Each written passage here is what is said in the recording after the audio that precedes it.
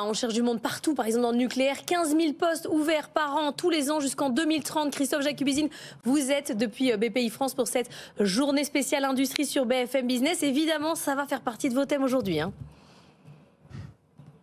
Bah forcément, Laure, on y croit d'ailleurs à la réindustrialisation. On le disait, vous le disiez, en 1990, il y avait 20% du PIB français qui était du PIB industriel. Aujourd'hui, on est, alors selon les chiffres, entre 9,5 et 13%. Tout à l'heure, Roland Lescure allait jusqu'à 13. Bonjour Nicolas Dufour, vous êtes le directeur général de BPI. Oui. BPI, c'est la banque de l'industrie maintenant, c'est pas seulement la banque de la French Tech.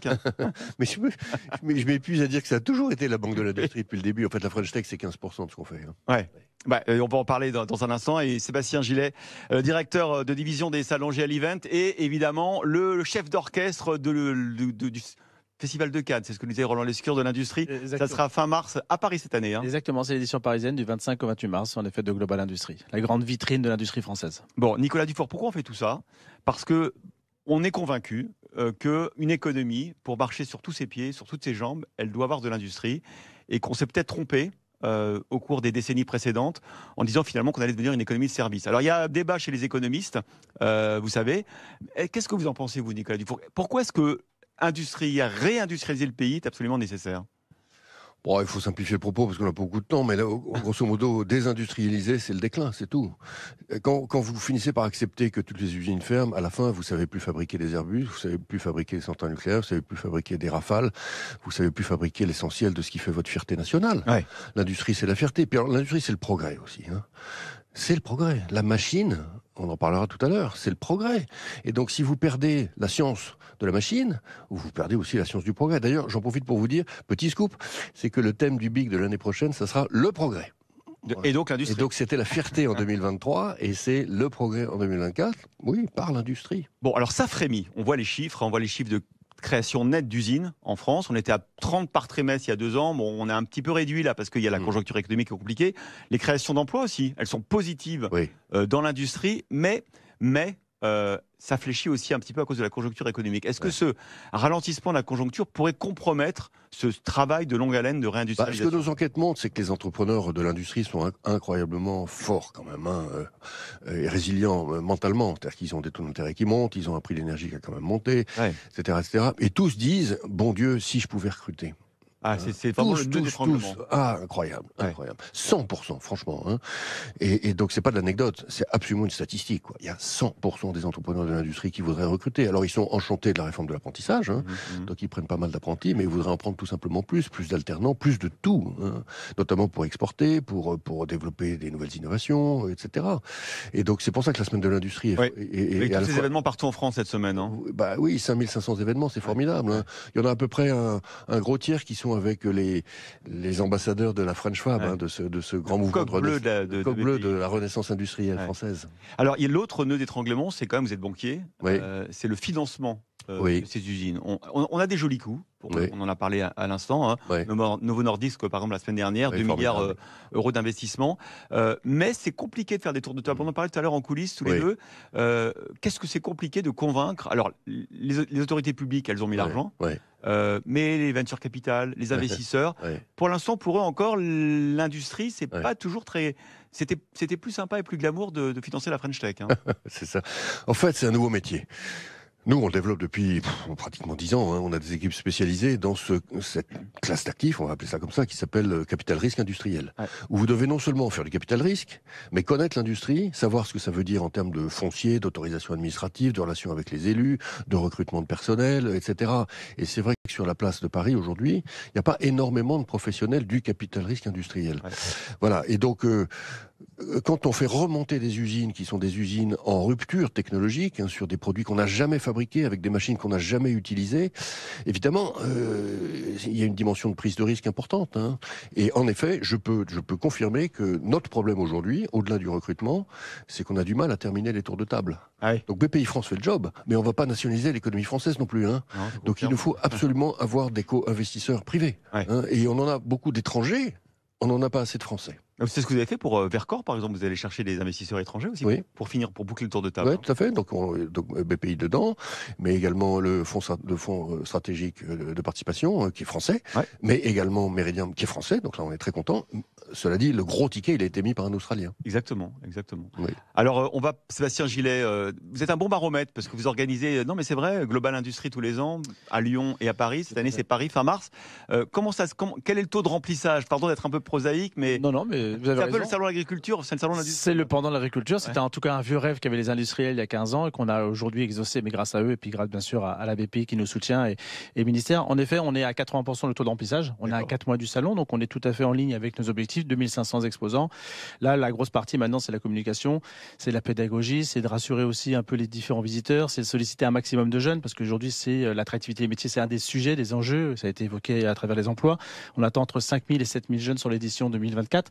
Donc, c'est tout ce travail qui va être fait dans les 4 prochains mois, qui n'est pas le plus simple, mais on est dans un timing en tout cas sur lequel on est encore assez confiant. Ouais. Et en termes d'exposants, on sera aussi bon que les années précédentes? On sera aussi bon qu'avant crise, parce que bien sûr, notre métier a quand même été un peu chahuté pendant 3 ans. Donc là, on retrouve toutes les couleurs qu'on avait en 2018-2019, la première édition de Global Industrie à Paris. Donc c'est 2500 exposants, c'est 40-45 000 visiteurs professionnels avec les étudiants et les jeunes qu'on a pu évoquer. C'est des animations, c'est plus de 1500 machines en fonctionnement. Donc si vous voulez, on va vraiment faire en sorte que Villepinte soit la plus grande usine de France pendant 4 jours. À partir du 23 mars, je crois. 25 mars. 25 mars, j'étais impatient. Et on va montrer toutes ces machines aux jeunes. Ça c'est fondamental, les jeunes ils adorent les machines. Donc on va faire quoi? Top machine? On va faire top machine, en effet. Je pense qu'il faut passer du temps avec les jeunes, chose qu'on ne faisait pas il y a 15 ans. Une nouvelle fois, on a la chance d'avoir une belle démographie, on a la chance d'avoir les emplois. Donc tout est réuni pour qu'une nouvelle fois, on soit dans la lignée de ce qui a été évoqué par Nicolas et le ministre. Nicolas Dufour, qu'on l'a dit, le recrutement, les vocations, les talents, c'est vraiment important. Qu'est-ce qui vous manque d'autre? Vous faites tous les jours, toutes les heures, des tours de table dans lesquels BPI est partie prenante. C'est quoi encore les obstacles? Est-ce que par exemple au niveau réglementaire, il y a cette nouvelle loi qui doit simplifier les procédures administratives? Elles sont très importantes sur les terrains industriels. C'est pas encore là, les décrets sont pas encore sortis. Aujourd'hui, quels sont les facteurs bloquants quand vous bouclez un dossier? Quand vous faites monter une usine dans un territoire, il faut un consensus local assez général, Donc la population, les élus, les associations, etc., etc. Donc la construction du consensus, elle prendra toujours un tout petit peu de temps. L'État, le ministre l'a dit tout à l'heure, fait des efforts considérables pour simplifier tout ça, fluidifier, mettre de l'huile. Donc c'est bien. Il faudra toujours en faire plus, honnêtement, parce que à chaque fois qu'on vote une loi de simplification, il y a quand même une machine à complexifier qui continue de fonctionner par ailleurs. Non. Il y a un point que je peux souligner, c'est que pour réussir la réindustrialisation et remonter là où on veut, en termes de pourcentage du PIB et puis de nombre de Français qui sont intéressés par l'industrie, etc., il faut qu'il y ait plus de créateurs d'entreprises industrielles qui viennent du monde de la recherche française. Ils viennent des universités. Ils viennent de la science, en fait. C'est là où on fait la jonction avec ce que vous faisiez dans la French Tech. Absolument. Donc ça, il faut absolument que la science française atterrisse dans l'économie française beaucoup plus que ça n'est le cas aujourd'hui. On s'est fixé des objectifs. On n'y est pas encore. L'objectif, c'est de faire 500 startups deep tech par an, dont la moitié créeront des usines. Aujourd'hui, on est à 350. Et on plafonne un petit peu à 350 aujourd'hui. Pourquoi? Parce que dans les universités françaises, le mouvement de transformation culturelle par laquelle un chercheur se dit « je vais créer ma boîte », il faut le poursuivre. C'est une transformation fondamentale de la vision des choses. Alors quand même, ça frémit. On voit beaucoup de French Tech, justement, qui sont issus de la recherche, de l'université, avec des chercheurs. Un exemple, par exemple, sur l'industrie nucléaire. On a beaucoup parlé hier des SMR. Il y a beaucoup d'initiatives que vous soutenez d'ailleurs. Là, vous parlez d'acceptabilité par les populations. Est-ce que vous pensez que demain, on aura des villes de 50, 100 000 habitants qui auront, par exemple, leur petite centrale nucléaire pour le chauffage urbain, pour l'électricité? Est-ce que vous y croyez à ça? Oui, j'y crois. Enfin, personne ne sait comment les choses se passeront exactement, parce que là, on est en train de parler de 2032, 2035. Donc les choses ont le temps de changer quand même.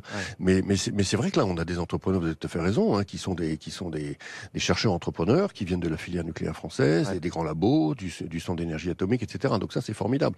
Et il faut qu'on ait ça dans toutes les verticales, dans la food tech, dans la green tech. On l'a, mais je pense qu'on peut le faire beaucoup plus. Il y a encore un grand potentiel de la science française pour qu'elle devienne de l'industrie française. Sébastien Gillet, je profite de votre présence ici pour avoir un petit mot de conjoncture aussi. On sait que le monde de l'événementiel, des salons a beaucoup souffert pendant 2-3 ans.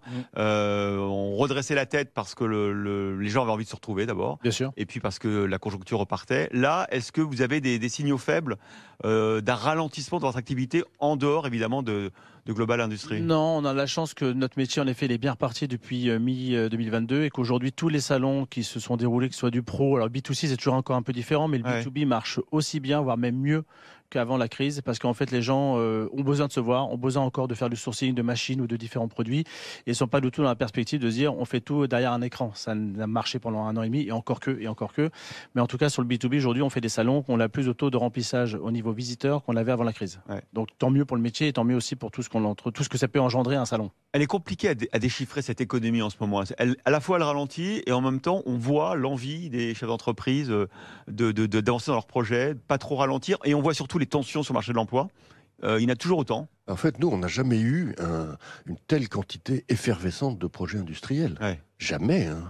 Et donc, ça veut dire que les entrepreneurs ont envie d'y aller. Ils n'ont pas envie que la fête s'arrête là. Ils n'ont pas envie que ça s'arrête. Ils n'ont pas envie de perdre des talents pour repartir. Non, mais exactement. Et donc, enfin, honnêtement, ils ne sont pas du tout pessimistes. Et donc, ils tiennent le truc. Ça, c'est formidable. C'est pour ça que le salon Global Industries, j'ai accepté de présider, il est fondamental. Parce que c'est là que se font les rencontres. Et des rencontres qui changent la vie des entreprises. C'est ça, à quoi sert un salon. Parce que les réseaux sociaux, c'est super sympa, c'est bien. Mais plus il y a de digital, plus il faut de physique. Plus il y a de digital, plus il faut de physique. Le physique, c'est les salons. Exactement. Et on a besoin, en effet, de se rencontrer, de se voir, d'échanger, de s'engueuler, de se dire qu'on s'aime aussi d'une certaine manière. Mais en tout cas, construire l'industrie de demain, c'est à travers aussi de se rencontrer par hasard. Le nombre de rencontres par hasard qui se font dans les salons et qui changent la vie d'une boîte, c'est incroyable. Voilà, plein d'occasions cette semaine avec la Semaine de l'Industrie. 5500 événements partout en France. Et puis, évidemment, à partir du 25 mars, donc, le salon Global Industrie avec vous. Merci beaucoup, Sébastien Gillet et Nicolas Dufourcq, d'avoir été nos premiers invités.